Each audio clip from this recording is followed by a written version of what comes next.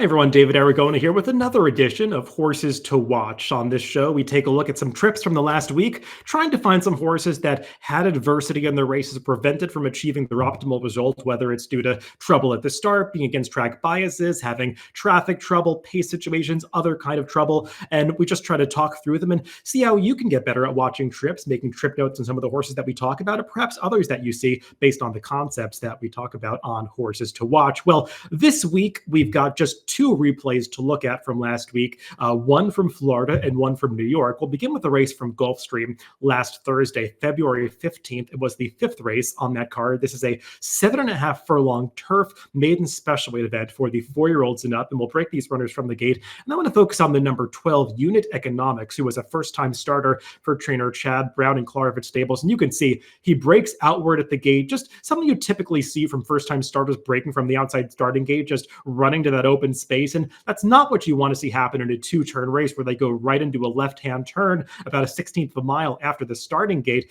And Tyler Gaffalione does a good job just taking this horse to the back of the pack, not rushing him, just getting him over to the inside. Those are all the right moves to make with a first-time starter, giving him that education to be in behind horses and rate. The problem is this is a race at Gulfstream Park over their very firm turf course there where speed is typically dangerous, and it's just really hard to make up ground from that far back trying to make that last to first move on the turf at Gulfstream, especially in a race like this where there's not much pace going on. I was looking up the Timeform US pace figures for this race. A couple of them are color-coded blue, indicating a slow pace. This is a race that was mostly dominated towards the front end. Actually, the two horses that are up front right now are going to be among the top finishers, including the number 4, Porkerroll, who is the eventual winner of this race. But look at the number 12, Unit Economics, on the right of your screen. Right here, he comes in traveling strongly, but then veers out under Tyler Gaffalione. And I don't think Tyler was really anticipating he wanted to make that move at the quarter pole, but this horse had just built up a little bit too much momentum as Tyler tried to make up some ground on him.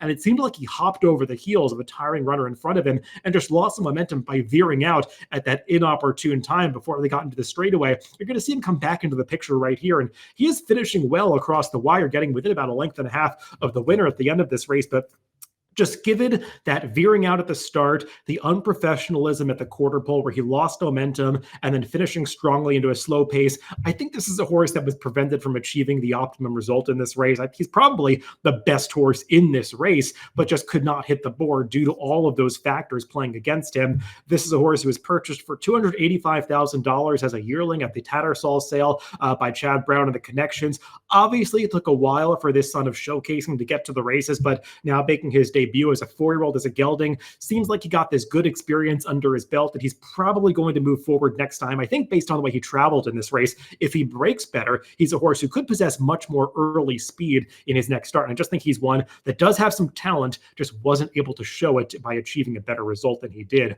on this race last Thursday. Let's move on to another race from last weekend. It was a race from Aqueduct on Saturday, February 17th, the 6th race on the card. This is a maiden special weight for the New York bred 3-year-olds, going 6 furlongs on the dirt. And we'll break these runners from the gate, focusing on the number 9, Romantic Charmer. And you can see he breaks last in the field, but not a terrible start. He only breaks about a half to a length slow and winds up towards the back of the pack early under Trevor McCarthy. And he's going to move up pretty well in the first furlong of this race, gaining a couple of positions. But you're going to notice as they progress down the backstretch, this is a horse who starts to give the signs that he really is not reacting well to kickback. You start to see it here. He's holding his head a little bit high in the air. And right here, as a runner backs up in his face, you can see he's not going to like it too much. And as they move around the far turn, you could tell at the back of the pack, he's just not settling. He's striding awkwardly. And there he is climbing a little bit, holding that head high in the air. And you're going to see it get actually worse as they move into the second half of this far turn here, because Trevor is trying to get this horse to move up towards the inside. And just as he advances right here, he's going to turn his head again and just not be reacting well to that kickback, actually find some traffic, rushing into that horse in front of him. And Trevor tries to give him this education by sticking to the inside, coming through towards the inside of horses. But watch here in the stretch, he's hanging on his left lead. He's lugging in a little bit. Now is the time when you want to get off the rail to try to ankle outside of horses. And he's just not really cooperating, staying on that left lead. He's going to finish up okay to be fourth, never really a factor in this race, but I just thought he showed some subtle signs at different points to suggest that he really was not prepared mentally to deliver a full effort on this day.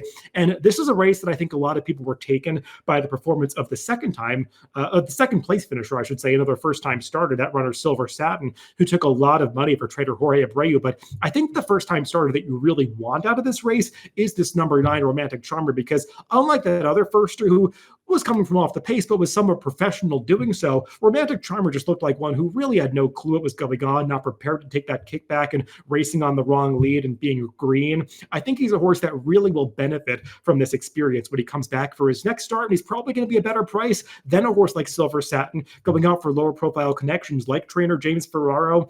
And also, this is a horse who does have some pedigree behind him. He's by Mendelssohn, which is not something you always see for New York breds. On the dam side, the dam has produced a couple of horses who could run well in dirt sprints, one of them always charming, an allowance winner, as well as Honest Banker, who actually was a debut winner sprinting on the dirt. So I think there's some ability with this horse, Romantic Charmer, just has to figure it out from a mental standpoint in his second career start. So that's it. Just 2 horses to watch from this past week. If you want to follow these horses moving forward, you can add them to your horse watch on DRF.com, and you'll get email notifications to the email address associated with your account when these horses work out or run back, entered in the future, or have results. You can also go into your DRF Formulator or Timeform US subscriptions and add your own trip notes describing these horses' trips, and those trip notes will show up in the past performances when these horses are entered back in the future. So thanks for tuning in to Horses to Watch this week, and stay tuned for another edition of Horses to Watch coming up next Wednesday.